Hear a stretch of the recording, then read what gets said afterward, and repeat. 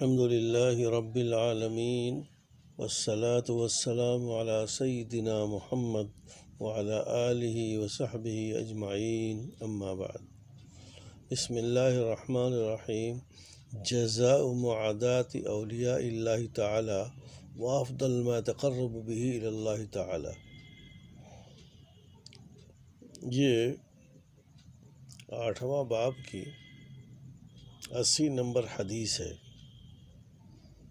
اس حدیث پاک میں یہ ارشاد فرمایا گیا ہے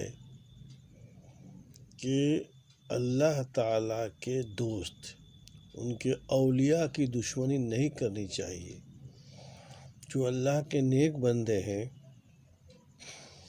ان کے ساتھ دشمنی اختیار کرنا انسان کی اپنی بدنصیبی ہے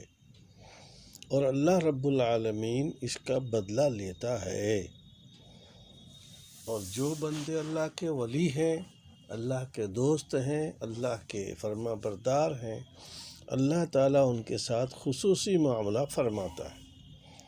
اس سلسلے میں بخاری شریف کی حدیث ہے. حضرت ابو ہریرہ رضی اللہ تعالی عنہ سے روایت ہے، فرمایا رسول اکرم صلی اللہ علیہ وسلم نے ان اللہ عز وجل قال، اللہ رب العالمین نے ارشاد فرمایا ہے من عادى لی ولیا فقد آذنتہ بالحرب. جو میرے کسی ولی اور دوست سے دشمنی کرتا ہے میں اس کو جنگ کا اعلان کرتا ہوں. لوگ سمجھتے نہیں اس بات کو. نیک کو کمزور سمجھ کر، مسکین سمجھ کر لوگ دشمنی کرتے ہیں. طاقت والے، غرور والے، پیسے والے، حکومت والے، یہ علماء کی، اولیاء کی، متقیوں کی، ان کی توہین کرتے ہیں، ان سے دشمنی کرتے ہیں. ان کو یعنی معلوم ہے کہ اللہ تعالیٰ غصے میں آ جاتا ہے. اللہ تعالیٰ اعلان کرتا ہے جنگ کا، رے تم میرے دوست کو تم چھیڑو گے میں تمہیں معاف کر دوں گا. میری طرف اعلان جنگ ہے. من عادى لی ولیا، جو میرے کسی بھی دوست سے، ولی وہی ہوگا جو اللہ سے محبت رکھتا ہو، ولی وہ ہے جو اللہ کی شریعت پر عمل کرنے والا ہو، ولی وہ ہے جو اللہ کے رسول کی اطاعت کرتا ہو، ان کے بتائے ہوئے راستے پر چلتا ہو. جو میرے لیے یا میرے کسی دوست سے دشمنی اختیار کرے گا فقد آذنتہ بالحرب، میں اس کے لیے جنگ کا اعلان کرتا ہوں. آگے اللہ کی قربت کی ایک دلیل ہے، وما تقرب الی عبدی بشیء. جو بندہ میری طرف کسی چیز، کوئی عبادت، کوئی فریضہ، کوئی نوافل، کسی کے ذریعے قربت اختیار کرتا ہے، کیا کرتا ہوں میں؟ احب الی مما افترضت علیہ. جو چیزیں محبوب ہیں میرے طرف، جو فرض کیا ہے میں نے اس پر، جو فرائض ہیں، نوافل ہیں، جن سے اللہ تعالیٰ نے جن کے ذریعے اللہ تعالیٰ سے قریب ہوتا ہے، قربت حاصل ہوتی ہے. تو جب بندہ میرے طرف قریب ہوتا ہے تو اللہ تعالیٰ اس کے اوپر اپنی رحمتوں کا نزول فرماتا ہے. اور دیکھیے یہ اللہ کی محبت بندے کے دل میں آتی ہے. وما زال عبدی یتقرب الی بالنوافل. اور ایک میرا بندہ مسلسل قربت اختیار کرتا ہے نوافل کے ذریعے،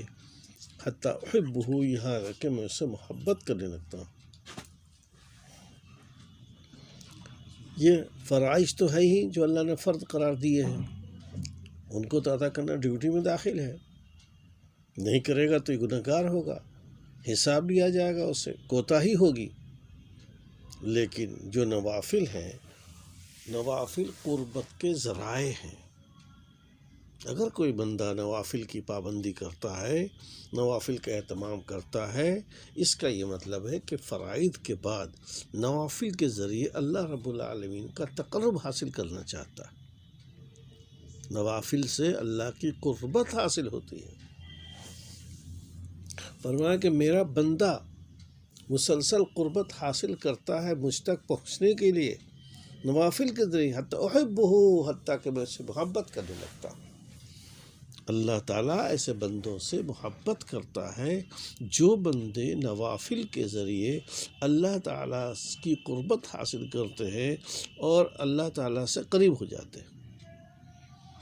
اور اللہ سے محبت کرنے کا مطلب کیا ہوتا ہے؟ اللہ جب کوئی اپنے بندے سے محبت کرنے لگے اس کا کیا مطلب ہے؟ فَإِذَا أَحْبَبْتُهُ، جب میں اس بندے سے محبت کرنے لگتا ہوں، كُنْتُ سَمْعَهُ الَّذِي يَسْمَعُ بِهِ، میں اس کا کان بن جاتا ہوں جس سے وہ سنتا ہے، اس کی نگاہ بن جاتا ہوں جس سے وہ دیکھتا ہے، اس کا ہاتھ بن جاتا ہوں جس سے وہ پکڑتا ہے، اس کا پاؤں بن جاتا ہوں جس کے ذریعے وہ چلتا ہے۔ عجیب بات ہے، زیادہ الجھنے کی ضرورت نہیں ہے، یہ اللہ تعالیٰ کی محبت اور قربت پر دلیل ہے۔ ہاتھ پاؤں بننے کا مطلب یہ نہیں کہ اللہ تعالیٰ ہاتھ بن گیا، الیاذ باللہ، ایسا کچھ نہیں۔ اللہ تعالیٰ جب بندہ مسلسل اللہ کی فرما برداری میں، اللہ کی طاعت میں، اس کی قربت حاصل کرنے میں لگا رہتا ہے، مسلسل رہنے کی وجہ سے اس کا ایک مزاج بن جاتا ہے، اس کا ایک مزاج بن گیا کہ اب وہ ایسی ہی بات بولے گا جو اللہ کو پسند ہے، وہ ایسی بات سنے گا جو اللہ کو پسند ہے، ایسی چیز دیکھے گا جس کو اللہ کو پسند ہے، ایسی جگہ جائے گا جہاں اللہ کو پسند ہے۔ یہ ہے ہاتھ پاؤں بننے کا مطلب، کہ وہ مسلسل اللہ کا قرب عبادت کرنے کی وجہ سے اس کا مزاج، اس کی طبیعت، اس کا شوق ایسا بن جاتا ہے کہ وہ اللہ تعالیٰ کی مرضیات کے خلاف نہ اس کا ہاتھ چلتا ہے، نہ پاؤں چلتا ہے، نہ دماغ چلتا ہے، نہ قلب چلتا ہے۔ جی بہت دفعہ جیسے کہتے ہیں نا، ایک طالب علم ہے مدرسے میں پڑھ رہا ہے، پڑھتے پڑھتے پڑھتے اس کا ذوق ایسا بن جاتا ہے کہ دنیا کے سارے کھیل اس کے ہاں لغویات میں سے، جب دیکھو پڑھ رہا ہے، جب دیکھو پڑھ رہا ہے، جب دیکھو پڑھ رہا ہے، نہیں صاحب مجھے تو پڑھنا ہے، علم حاصل کرنا ہے۔ یہ کیا چیز ہے؟ یہ مزاج بن گیا، اس کا ذوق بن گیا۔ تو جو بندہ اللہ کی رضا کو حاصل کرنے کے لیے، اس کی قربت کو حاصل کرنے کے لیے نوافل کے ذریعے سے وہ مشغول رہتا ہے، تو اللہ کی قربت حاصل کرنے کی وجہ سے جب اللہ کی قربت بھی اس کو مل جاتی ہے، اللہ اسے محبت کرنے بھی لگتا ہے، تو یہ بندہ ایسا بن جاتا ہے جیسے کہ اب وہ اللہ کی مرضی کے خلاف نہ تو وہ سن سکتا ہے، اسی کو تعبیر کیا گیا ہے کہ میں اس کا کان بن جاتا ہوں جس سے وہ سنتا ہے، نہ وہ اللہ کی مرضی کے خلاف دیکھے گا، چنانچہ وہ اللہ اس کی نگاہ بن جاتا ہے جس سے وہ دیکھتا ہے نیک کاموں کو، اس کا ہاتھ بن جاتا ہے جس سے وہ پکڑتا ہے، اور اس کا پیر بن جاتا ہے جس کے وہ چلتا ہے۔ مقصد یہ ہوا کہ اللہ رب العالمین کی حمایت، اللہ کی محبت، اللہ کی تائید اس کے ساتھ ایسی ہو جاتی ہے کہ وہ اللہ کے مرضی، اللہ کے اشارے، اللہ کی جو اللہ کے احکامات ہیں ان کے خلاف اس کا مزاج نہیں چلتا، اللہ کی محبت میں ایسا مشغول ہو گیا، ایسا فنا ہو گیا، ایسا وہ اپنے آپ کو اس نے ایسا مست کر دیا ہے کہ اب اللہ کی مرضی کے خلاف اس کا دماغ کام ہی نہیں کرتا، اس لیے اب اس کے ہاتھ، پاؤں، آنکھ، ناک، کان سب کچھ جو ہے اللہ کی مرضیات کے مطابق چلتے ہیں۔ حدیث میں آتا ہے اگر وہ مجھ سے مانگتا ہے تو میں دیتا ہوں، ظاہر بات اللہ کا ولی ہے، وہ اللہ کا نیک بندہ ہے، وہ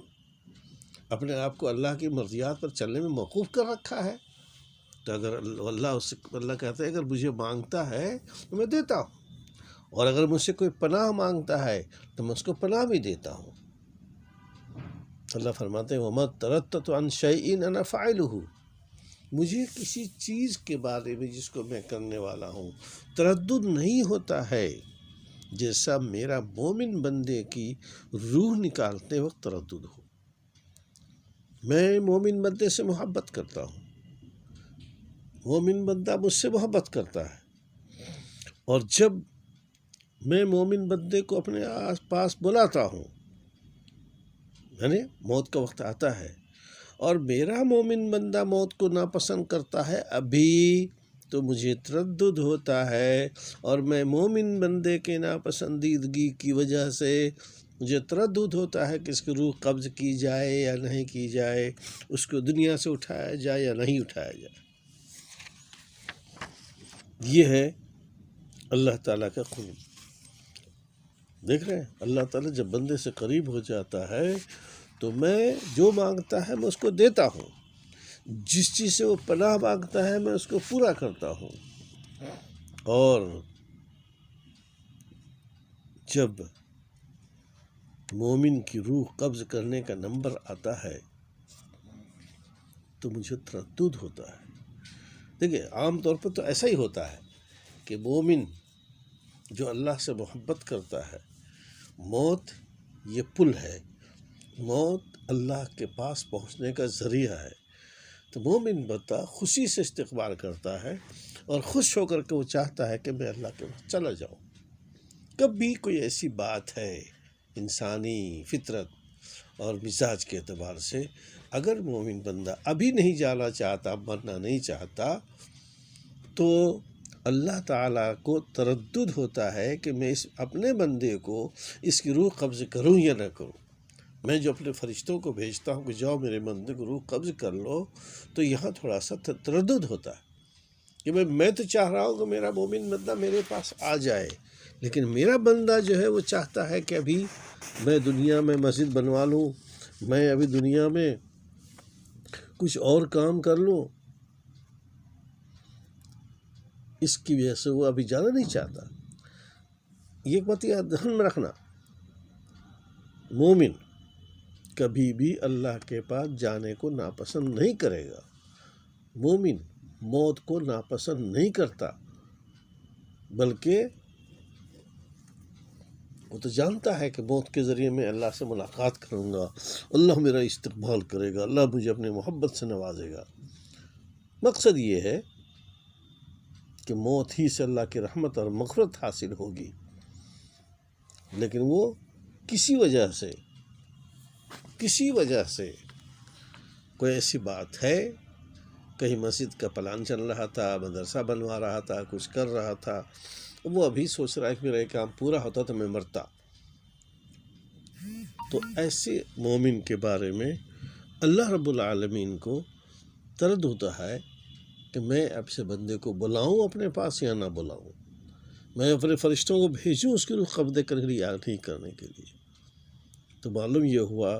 اللہ کی محبت غالب ہے، اللہ کی محبت،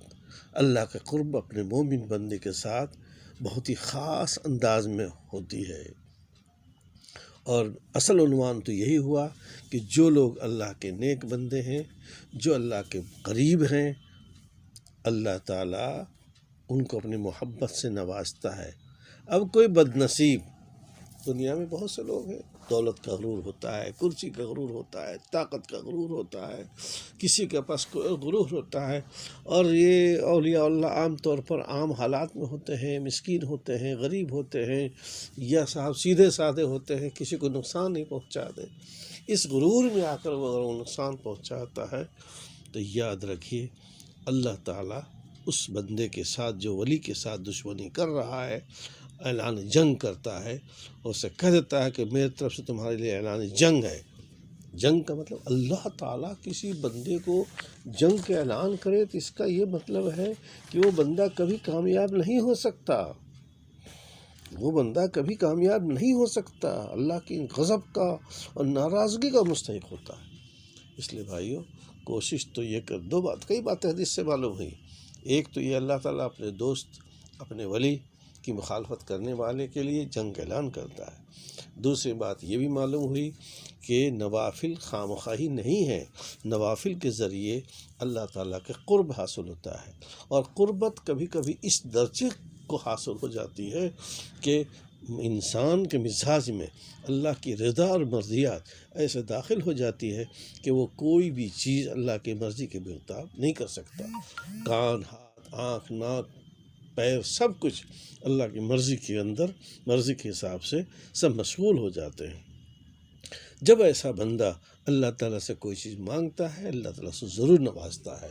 ایسا بندہ اللہ کا ولی جب اللہ تعالیٰ سے کسی چیز سے متعلق اللہ تعالیٰ کی پناہ حاصل کرتا ہے تو اللہ تعالیٰ اس چیز سے اس کو پناہ بھی دیتا ہے۔ اللہ تعالیٰ سے دعا ہے کہ اللہ تعالیٰ ہم لوگوں کو اپنے اولیاء کی فہرست میں داخل کر لے، ہمیں بھی توفیق دے ایسے اعمال کے کرنے کی جس سے اللہ کی قربت حاصل ہو سکے۔ وصلی اللہ علیہ سیدنا محمد وعلی آلہ وصحبہ اجمعین برحمتک یا ارحم